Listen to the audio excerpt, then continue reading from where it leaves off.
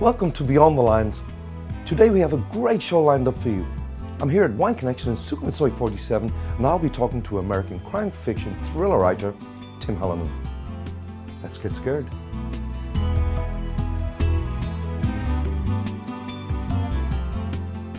Hi Tim, welcome to the show. Thank you so much for being here. Thank you. Tim, what gets your ink flowing? Necessity.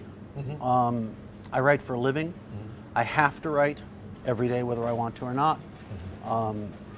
Anthony Trollope said, if our bootmakers waited for inspiration, we'd all be barefoot.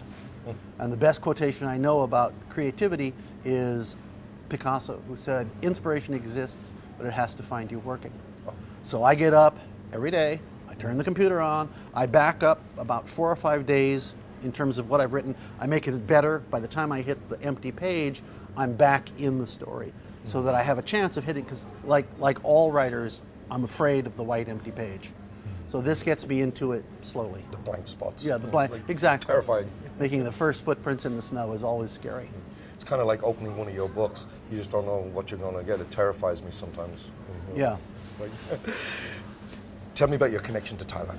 Well, I first came here in 1981. I had been in Asia, I'm not going to name the country, on the worst movie ever filmed. And I didn't want to stay there, so I called my travel agent and said, send me someplace where it's warm and I don't need a visa. And she sent me to Thailand. And she was a nice middle-class lady, and I was a nice middle-class boy, so she thought he'd be safe in a Ramada. So she put me into a hotel called the Tawana Ramada, which is at the foot of Patpong on the Selam Road. Fantastic. And I walk out at 5 o'clock at night, and here are all these suspiciously friendly girls and all these neon signs, and I'm thinking, where am I? Did you hear the word handsome? Yeah, handsome man, you know. Many times. And it was true at that point, so. Oh yeah, really? So that, but the thing is that I love this country because I love the people of this country. I mean, every cab driver I'm with, we talk all the way. Sometimes we sit at the curb and talk while the meter's still going, you know, it's just the people who take care of you, the people you make friends with. It's my favorite place in the world because of the people. Yeah, they really have a lot of heart. Yeah, they're all heart. They're all heart, and I have the good fortune to be able to write about that to some extent. There's a lot of traditions and culture, and Thais are very non-confrontational. How do you blend culture? Tell me about culture comparison here. How you relate that to your At the writing. center of the Poke Rafferty novels. Poke Rafferty is a travel writer. His real name is Philip. His father nicknamed him Poke because he pokes his nose into everything. He comes to Bangkok to write a book, a travel book about Bangkok. And he falls in love with the country, and he falls in love with a certain woman, and they get married, and they adopt a little girl off the streets. She's 8 years old, or maybe 7. So there's a little pressure cooker, a little cultural pressure cooker, where 3 people who have completely different backgrounds, different expectations, different religions, have to learn to coexist. Yeah. And Poke is really aware of the fact that he's not Thai, that he doesn't fully understand Thailand. He never will, because I never will. And I said when we were talking earlier that it's like a shop window. Here's Thailand, here's the glass, and he's like this, trying to get through the glass. Even being married to a Thai, he's still not through the glass. Yeah, there's a lot of layers. Yeah, there's a lot of layers, and you know, as I think it's Christopher Moore says, there are 17 different Thai smiles. You know, and I've learned to distinguish maybe 4 of them. You know, I don't know whether that's true, but that's what Chris says. Yeah, it's possible. I do believe there's a lot. There's a lot of do's. There's a lot of don'ts. Tell me about your Thai series, the Thai series. Well, the idea always was, okay, here's how it happened. New Year's Eve 2002, I had taken a couple years off writing to make enough money so I didn't have to do anything except write. And I was now on the edge of being able to do that. And New Year's Eve 2002, I walked through Bangkok, and I wound up down in the poorest areas of Hong Thai. And everywhere I went, people came out and talked to me, and they shared food with me. It's like, look, the classic definition of communism. They don't have anything and they want to share it with you. Yep. And I thought, why doesn't anybody write about this? And immediately I thought, someone does. He's an American travel writer. And then I thought, this is my next book. And then I thought, he's got to be married so that people don't think he's in Bangkok, for the reason that a lot of guys come to Bangkok. Yeah.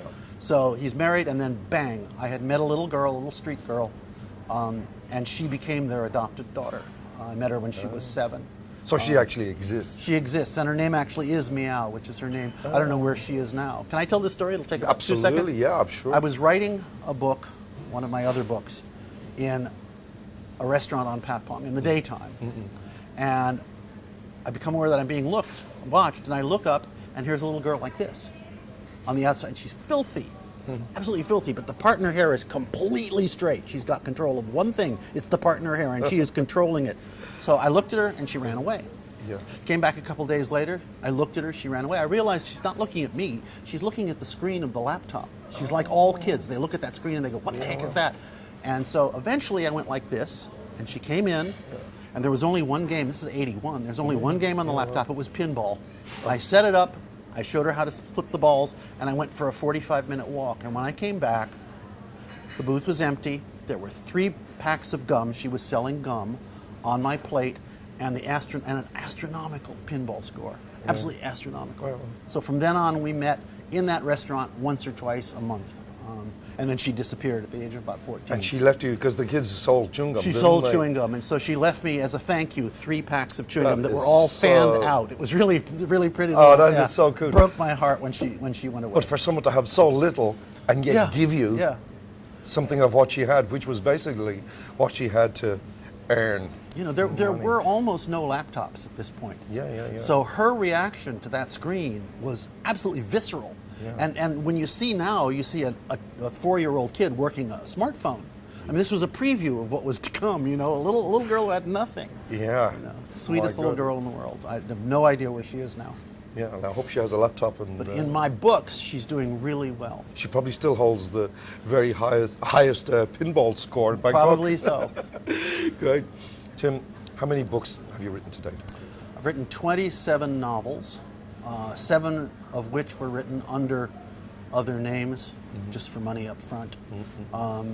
2 of which are in pre-publication right now and will come out, one in about 10 days and one in December, a Christmas novel.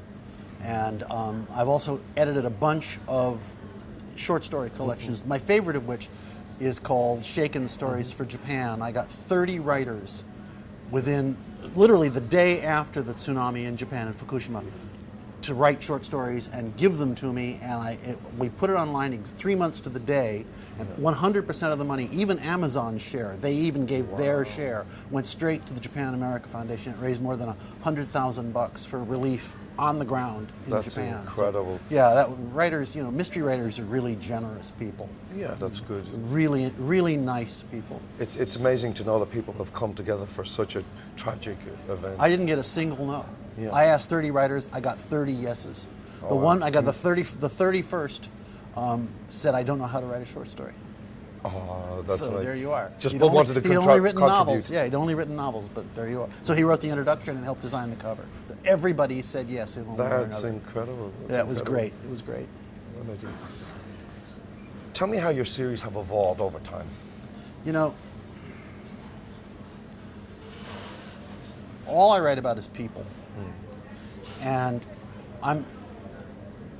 the Bangkok in my books is Bangkok as is. I think that setting is not where something happens. Setting is how a character experiences wherever he or she is. Yeah. It's seen through the character. Yeah. So I have 3 very different views of Bangkok. Yeah. Poke Rafferty, who Seen is a through the foreigner, eyes of the right, characters. the woman who came down to dance in Patpong and no longer does, and the kid who was abandoned on the street at the age of 2.5. They see they see the city completely differently. Yeah. So what's happened is, if you want to write a book in which your characters don't change, don't put a child in the book, because 3 years in the life of an They adult grow up. They is a grow up. blink, but 3 years in the life of an 8-year-old is eternity. Yeah, is an that's eternity. right. So what's happened is that this almost accidental decision that I made, that Polk and his wife Rose, given that name in the bar, would adopt a child, has directed the entire series. In a sense, this is the great story of the Rafferty books is going to be Meow's growing up, And Yeah. she's gone from being a street kid to somebody who's now in an international school working her ass off. She played Ariel in The Tempest, and she's now discovered she wants to be an actress more than anything in the world. And her story sort of tows her parents with her, because they're the primary thing she thinks. She's the primary thing they think about. Yeah. So what started out as 3 characters that I didn't know very well have now turned into sort of an engine that pulls me through the stories, because that's the way it works for me. Yeah. You write a character and the character walks into the room, and all of a sudden you find you're in the room, and that's where you needed to be, but you wouldn't have been there if the character hadn't led you in. That's right. If that makes any sense at all. Sure. You know, it's. I think that at a certain point in writing, you hand the control over to the characters. Yeah. If you try to control it, what happens is you get a very narrow corridor. If you let the characters lead you around, the book gets wider and wider and wider and wider and more personal. And I think we read personal fiction much more attentively than we read generic fiction, where we don't really, the people have different names, but they're sort of the same. Yeah. You know, so Typecast. Yeah, exactly, You know. exactly. So You kind of know what to expect. It's a bit more of that, the great thing about writing a series is that you can indulge, you can explore a character for 1 million words. You know, if you want to, Yeah, you're not yeah. stuck to 100,000 words. Yeah, yeah. It can be 1 million words. And furthermore, you build up this huge supporting cast Yeah. of people whom you encounter in 2 or 3 books, and they're always there if you need to bring somebody in. Is So this how you would keep the characters and the book series fresh? that's one way, yeah. I mean, if they're not changing, and obviously the little girl is changing Yeah. faster than her mother and father are, but if they're not changing, there's no reason to write about them. Otherwise, they're just saying the same thing over and over again. The inspiration, if that's what it was, that they should have a child, is the single distinguishing characteristic of this book. And it's also led me to write a lot about children, and especially about street children. Yeah. And I've been immensely complimented that a lot of people keep saying that it's Dickensian, the way the children appear in these books and what happens to, because I admire Dickens trying to say there is a almost soft- more than anybody. You're trying to say there actually is a soft side to you. Oh yeah, absolutely. A kid can melt me any day. You know. Oh, good. Tell me about the Queen of Patpong. Well, Queen of Patpong is the 4th book in the Bangkok series. Yeah. And I decided that we would go back to Isan, and we would see how a tall girl, 5'10", named Kwan, which sort of means spirit, Yeah. turned into this woman named Rose, who was the Queen of Patpong. And so there's a With no body modifications. no, absolutely not. This is, don't forget, this takes place a real girl. before a lot of body Very tall, modification. Yeah. real girl. So the interesting thing about that book is, one of the interesting things about the book to me, is that I had never written 2 women alone in a room until I wrote The Queen of Patpong, because I'd never been in a room that 2 women were alone in, and I didn't know what they talked about. Until the Queen of Patpong. Until the Queen of Patpong, all of a sudden, it's all women. And furthermore, they're at a very intimate juncture in their lives where they're selling their intimacy for the first time. They're changing their sense of who they are. They've lost status, you know. And since that book, I'm writing almost nothing but women. I mean, all I want to write now is women. Well, they are fascinating. I'm writing a book now where all the characters are women. Yeah. A standalone thriller called Girlfriend Highway. All the characters are women. Oh, this will be very interesting. It's a very funny. This is a whole new for you. It's a very funny book, I have to Yeah, say. yeah, If yeah. I can keep it going, it's a very funny book. Okay, we'll look forward to hearing that. But Queen of Patpong is, a lot of people say it's the best book in the series. It was nominated for the Edgar. It won a bunch of other awards. You know, I like to believe that the best book in the series is the most recent one, because we all like to think we're getting better. You know, if you want to see a really complicated reaction, tell a writer you like his first book best. It's really agony, but it maybe is the best. It certainly got the best ending I ever wrote. Okay. Tell me about endings. Tell me about the beginning.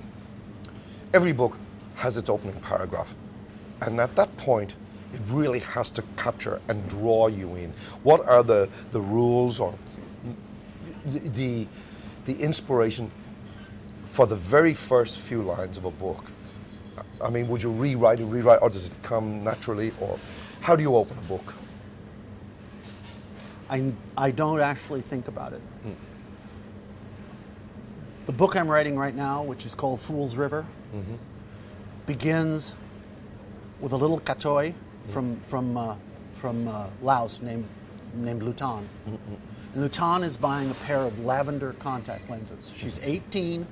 She's discovered that she has a favorite color. She's a girl now. She can have a favorite color, and it's lavender. And why shouldn't her eyes be lavender? And Meow is with her because of something that happened in the last book, in the Hot Countries. And that scene, I just wrote it because it interested me, sets up about 5 things that happen in the book. She puts in the contact lenses. It's the first time, when I was 12 years old, I discovered that I needed glasses, and I put them on. It was the first time I ever realized that every tree has 1 million individual leaves on it. I'd never seen sharply before. And she's going, oh my God, I can't. And the woman who sells it to her says, look outside, look through the window, look outside. She looks outside, and she goes, oh my God, he's prettier than I am. And it's Meow's new boyfriend on the other side of the glass looking in. So all of a sudden, that's happening. This is evolution. And, so Meow is obviously, we won't go into it too much, but obviously something's happened with She's Poke. got a huge crush on this boy who played with her in the play they were in school last time. And unfortunately, every girl who looks at him thinks, wow, because he's just a great looking kid. And he's a major character in this book. Lutan is a major character in this book. So, you know, it depends. I wanted somebody who was changing her eye color. And I thought that was an interesting moment, because the thing about katois, you know, is that they have changed everything. They have decided, I don't want to live in some junk village. I want to live in Bangkok. I don't want to live in Laos. I want to live in Thailand. I don't want to be a boy. I want to be a girl. I want to be a beautiful girl. You know, for all that they're kind of, you know, wispy and ephemeral, they have a backbone of steel. You know, and this little girl has fixed on something, and she's moved toward it all of her 18 years, and she's there now. And she's fierce. She's arrived. She's fierce at the same time that she's beautiful and vulnerable and sweet in a lot of ways. I'm having a great time writing her. Oh, that sounds fantastic. I can't wait, She's can't new. wait to read this She's new. as well. She's new. Yeah. Fool's River is the name of the book. Okay, we'll look forward to seeing that. When will that go to print, do you think? I got to finish it. I'm at. At the rate you write, I think that might be quite soon. Just yesterday, I finished the end of part 1, and it's almost exactly 25,000 words. And my books tend to come in at 100,000 words, so at least I'm on schedule. How much sleep did you get last night? About 90 minutes. I'm just off time. You can't be stopped. Absolutely can't be stopped. What book have you read and reread more than any other book you've ever written? Read. Yeah, this is kind of a cheat because it's 12 books. It's Anthony Powell's series, A Dance to the Music of Time, that begins with 4 putatively upper-class schoolboys. One of them actually isn't. He's a scholarship student. And follows them through 45 years. Powell wrote one every 3 years, the same way that Dickens wrote a chapter, and it was published, and he was stuck with whatever he'd written. He couldn't go back and fix it. And ends with them old men and England radically changed. And when the first 3 books of that series were published as a single hardcover called Spring, and then there was Summer, Fall, etc. And I was having a major identity crisis at the age of about 24, and I read that book, and it put everything that had happened to my friends and me into perspective. So I've read that whole series probably 5 times. Incredible. Yeah. Just great writing.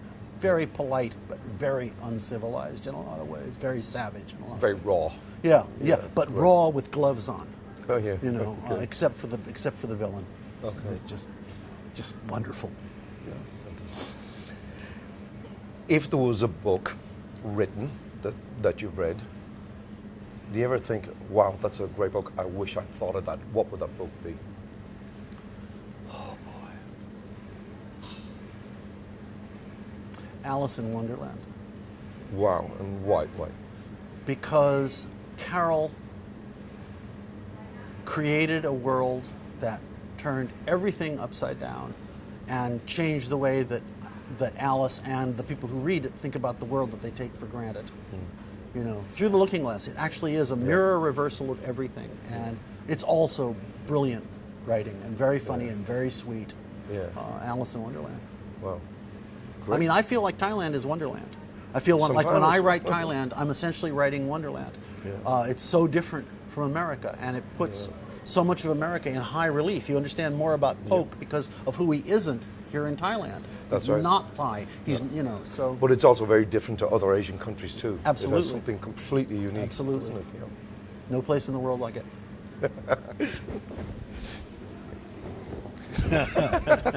So how do you stay creative? Boy, that's a hard one. I write 7 days a week, and almost all my ideas, aside from something like a title, King Maybe, come to me either when I'm writing or in between writing sessions. Yeah. If I don't have characters moving, I don't get story. If I don't sit down, essentially blindfold, I mean, there's no trail to follow, Yeah. and plow in to something, then I don't know what. When you write a plot, a plot is essentially just a process of change. The end of a book, something is very different than it was at the beginning of the book. As you move through the book, that change accumulates behind the characters. It's like a wind blowing them forward, and you don't get that unless you've written 150 pages, 75 pages. Yeah. So, I'm creative because I have to be, because it's the way I am anyway. I'm a terrible liar, and that's something that I do when I fictionalize too. Actually, writing books is an excuse for not lying as much as I used to. Well, yeah, okay. That's a good idea. When you're writing, do you listen to music? Nonstop. I have my iPhone by a company we shall not name. Has 1,000 albums on it. Wow. I have the best earbuds in the world. They're not expensive. They're made by a company called Rain, and they're about $40, but they're wood. Oh. There's no plastic, so you get the kind of acoustics that you get in a wooden that's conference great. hall. Yeah, interesting. And I write. If I'm writing women, I listen to mainly women. If I'm writing action, I listen. There's a long sequence in this one, adventure sequence in this one, where someone's in the water surrounded by sea wasps and she's got to get to shore. And I used Ravel's Concerto for the Left Hand, which is just totally percussive and spooky and scary. And at the end of every book, I talk about what the music is that I use to write it, and I invite people to suggest new music to me.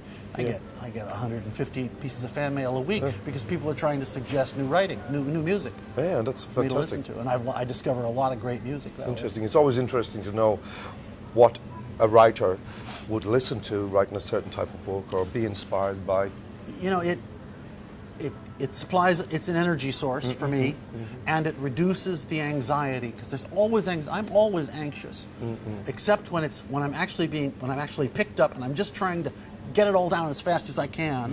It's like you'll write along, and all of a sudden it's as though a window opens behind you and something comes right through the window and through you, and you know where you're going for the next 30 pages, 40 pages. You just get it as fast as you can. That's when rhubarb is really valuable, because you don't want to lose that impulse. You don't want to slow down because, no, she didn't pick up the drink in her left hand. Who cares? Rhubarb, and just keep moving. Yeah, okay, keep going, keep it flowing. Keep it flowing. What's the most rewarding thing a writer can experience? What would you say is the most rewarding thing for you as a writer? First is writing the end. Okay. A writer, there's a wonderful American science writer named Thomas Farber. And Farber says a writer is someone who finishes. If you've started 38 books and you've never finished one, you're not a novelist. Okay, you're a novelist when you finish a book. Finishing a book is a kind of level of accomplishment that means an enormous amount to me. It's nice to get the fan mail, but I'll tell you what I really like. I really like knowing that there's 75 people in New York City at Random House who are going to take what I do and they're going to make an object out of it. They're going to find a typeface. They're going to design a cover. They're going to come up with a marketing plan. You know, this I can't pick it up because the fork will show. But we can see this. This object. Okay, this began with me jogging and thinking the words "King Maybe," and all these people thought that was good enough to do this, and that knocks me out. It'll be interesting to see how King Maybe actually makes sense to people Yeah. through the Yeah. book. Well, when you meet the guy who has the nickname, you'll understand. He's a he's a film producer. Never mind, I don't need to tell you. Yeah, I haven't got that far yet, but I'm going there. His Sleepless specialty- nights, thanks to you. His specialty is making people agonize about whether he's going to make their movie or not. He says maybe to everyone, maybe, because he's getting even with all of Hollywood. There's only 3 people in Hollywood who can green light all by themselves a $160 million movie, and he's one of them. And he's paying everybody back.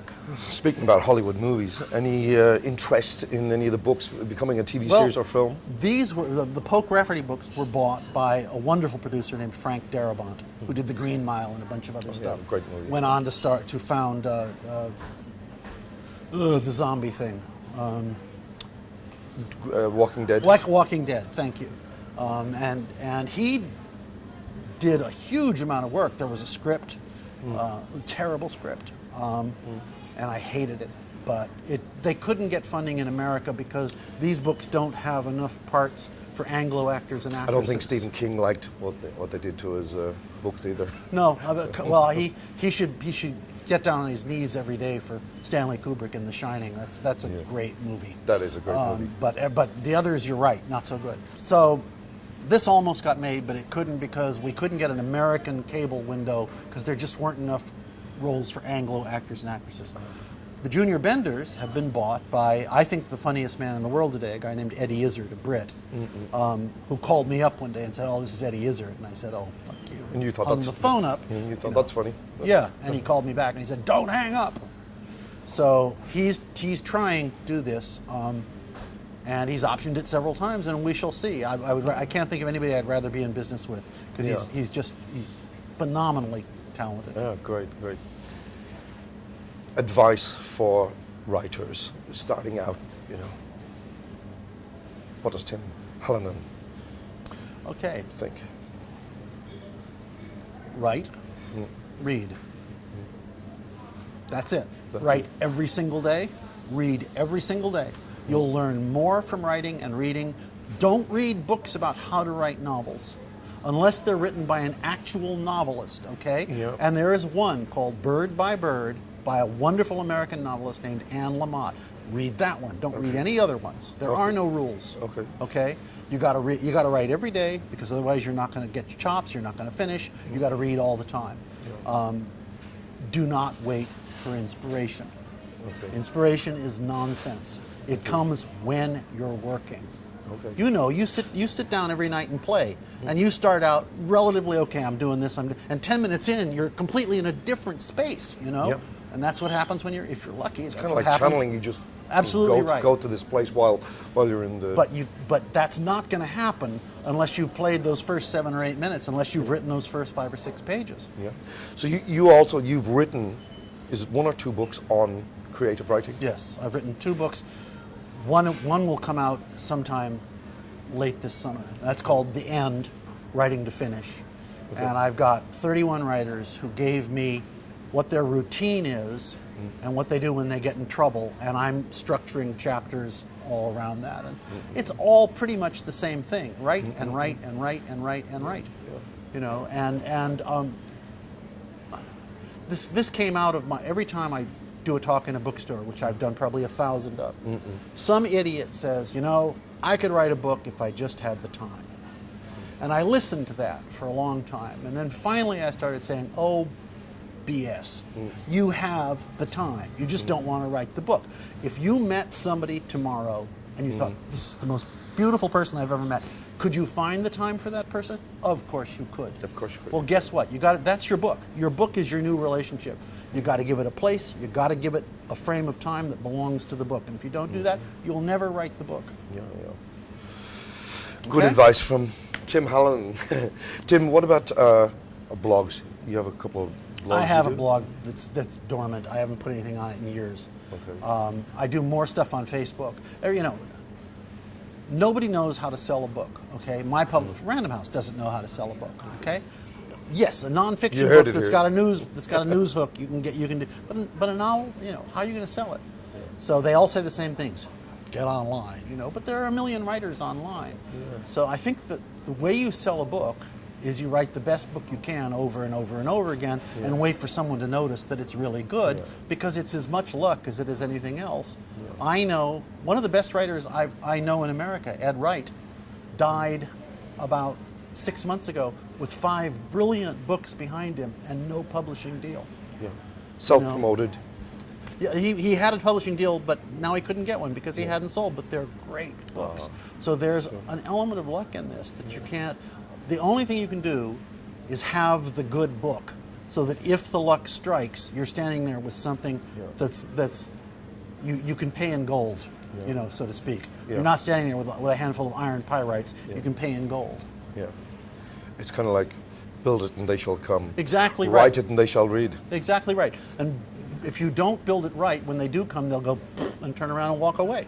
If you've done it right, they might go, wow. You know, you might get yourself a publishing deal, you might get yourself 1 million readers, you might get rich. But the most important thing is that your writing continues to challenge you, that your writing continues to give you joy, you know, that you're willing to endure the challenges that come when you have no idea how to save your book. And it happens every single book. There's a period of time when I'm awake all night long thinking, I'm lost. This is gone. I have nothing. You know, and you have to learn to live through that. You have to have faith that the same channel that supplied the first part of the book to you is going to come through and supply the rest of it to you if you're open to it. And being open to it means you're like this. Yeah. You got to put the work in. You got to be sitting there working. Inspiration exists, but it has to find you working. Single best thing I know about creativity. Tim Hallinan, Okay. thank My you pleasure. so much for being on Totally this my show. Pleasure. Thank you. Thank you for watching, and we'll see you again, and look forward to your next book. Great. Me too. Thank you for having me. I really You're welcome. appreciate It's it. been a pleasure. Okay. Thank you. Great.